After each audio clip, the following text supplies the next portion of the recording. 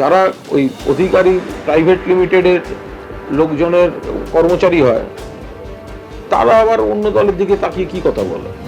এ তো দেখবি আর জ্বলবি লুচির মতো ফুলবি। শুধু ভোটের সংখ্যা হিসেবে বাংলার সিটগুলোকে ব্যবহার করেন, এদেরকে বহিরাগত বলা হয়। বিজেপির অভিযোগ, বিজেপি তো যাদের দিকে তাকিয়ে চোর বলে পরে তাদেরকেই দলে নেয়। শুভেন্দুর ভিডিও কে দিয়েছিল? বিজেপি দিয়েছিল। শুভেন্দুকে চোর কে বলেছে? বিজেপি বলেছে। সিবিআই কে চেয়েছে? বিজেপি চেয়েছে। সিবিআই যখন এফআইআর করলো, শুভেন্দু গ্রেফতার এড়াতে বিজেপিতে চলে গেল। বিজেপির থেকে একটা অভিযোগ আনছে যে তৃণমূল একটি কোম্পানি ব্রিগেডের সভায় প্রার্থীর নাম বদলে যায়, মানে যেটা অর্জুন সিং এর একটা বিষয়। কে বলেছে বদলেছে? ব্রিগেডের সভায় জনসমুদ্রের মাঝখানে দাঁড়িয়ে জনপ্রতিনিধি যারা হতে চলেছেন তাদের নাম এইভাবে ঘোষণা, একসঙ্গে 42 জনকে উপস্থাপন করা, এ তো নজিরবিহীন। এ তো দেখবি আর জ্বলবি লুচির মতো ফুলবি। তো ওদের এত গায়ে লাগছে কেন? যারা প্রথম দফায় কিছু ঘোষণা করেছে তারপর তাই নিয়ে গন্ডগোল লেগে গেছে, বাকি আজ এই মুহূর্ত পর্যন্ত এখনো ঘোষণা করতে পারেনি। তৃণমূল একবারে সকলকে করে দিয়েছে। আর যারা ওই অধিকারী প্রাইভেট লিমিটেডের লোকজনের কর্মচারী হয় তারা আবার অন্য দলের দিকে তাকিয়ে কি কথা বলে? তৃণমূল জনগণের পার্টি, মানুষের পার্টি। গণ আন্দোলন থেকে উঠে আসা মমতা বন্দ্যোপাধ্যায়ের নেতৃত্বে, অভিষেক বন্দ্যোপাধ্যায়ের সেনাপতিত্বে মানুষকে নিয়ে এটা একটা সময়,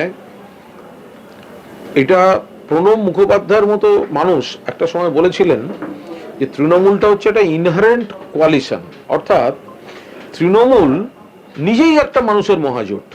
সমাজের এত রকম দলের, এত রকম পেশার সমস্ত প্রতিনিধিত্ব এই তৃণমূল দলটায় রয়েছে, এটাই হচ্ছে একটা ইনহেরেন্ট কোয়ালিশন। ফলে তৃণমূল কার সঙ্গে কোয়ালিশনে যাচ্ছে এটা বড় কথা নয়, ওর গঠনের মধ্যেই একটা কোয়ালিশনের স্পিরিট রয়ে গিয়েছে। ফলে তৃণমূল একদম সেই ক্যান্ডিডেট লিস্ট নিয়ে কোথাও কিছু বদলায়নি। সভায় পুলিশের গাড়ি ঢুকে গেছিল, এই নিয়ে একটা ওখানে অশান্তি সৃষ্টি হয়েছিল। তো তারা বলছেন যে এরকম এখন ভোটের আগে এগুলো এটা কোশ্চেনে, এটা কোন এইসব বোকা বোকা কথা, এরপরে অ্যারেস্ট করবে তাদের, এগুলো সব বোকা বোকা কথাবার্তা। তো তাহলে তো একই জিনিস বলা যায় যে ইডি পাঠিয়ে শাহজাহানকে উস্কে, তো একই জিনিস হতে পারে। শাহজাহানের পাড়ার লোককে উস্কানি দিয়ে তারপর তাকেই অ্যারেস্ট করা, তাহলে এই যারা ওই যুক্তি দেয়, যদি ওটা বিজেপির ক্ষেত্রে প্রযোজ্য হয় তাহলে সেটা তৃণমূলের ক্ষেত্রে সেই যুক্তিটা হচ্ছে না কেন? যে সাত সকালে কারোর বাড়িতে গিয়ে দরজা জানলা ভাঙার চেষ্টা, পাড়ার লোক খেপে গেল, তো তখন কেন তাই নিয়ে হইচই হবে? আর তাই যদি হয় তাহলে ওদের ক্ষেত্রে সেটা উল্টো পাল্টা হচ্ছে কেন? ওরাই পায়ে পা দিয়ে ঝগড়া করে সব নাটক করার চেষ্টা। বলে বহিরাগত বলা হতো, আর আপনারা আনলে তখন ভাই। একবারও না। বহিরাগত স্পিরিটটা যারা বুঝতে পারছেন না তারা বাংলা ভাষাটা ভালো করে বুঝে নিন। বহিরাগতটা ভূগোল দিয়ে হয় না। বাংলার বহু মানুষ অন্য রাজ্যে থাকেন, অন্য রাজ্যের বহু মানুষ বাংলায় থাকেন। বহিরাগতটাকে আমরা বলছি তাদের যারা শুধু ভোটের সময় ভোটের জন্য আসেন, বাকি সময় বাংলার টাকা বাংলাকে দেন না, বাংলার মনীষীদের অপমান করেন, বাংলার সম্মান তারা দিতে চান না, শুধু ভোটের সংখ্যা হিসেবে বাংলার সিটগুলোকে ব্যবহার করেন, এদেরকে বহিরাগত বলা হয়েছে।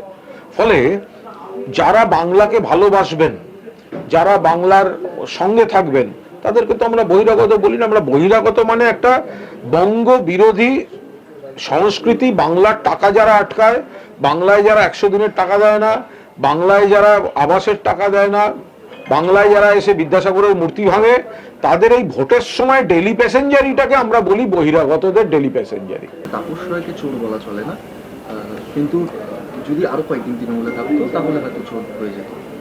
তৃণমূলে থাকলেই চোর, এরকম এই অভিযোগ। বিজেপির অভিযোগ, বিজেপি তো যাদের দিকে তাকিয়ে চোর বলে পরে তাদেরকেই দলে নেয়।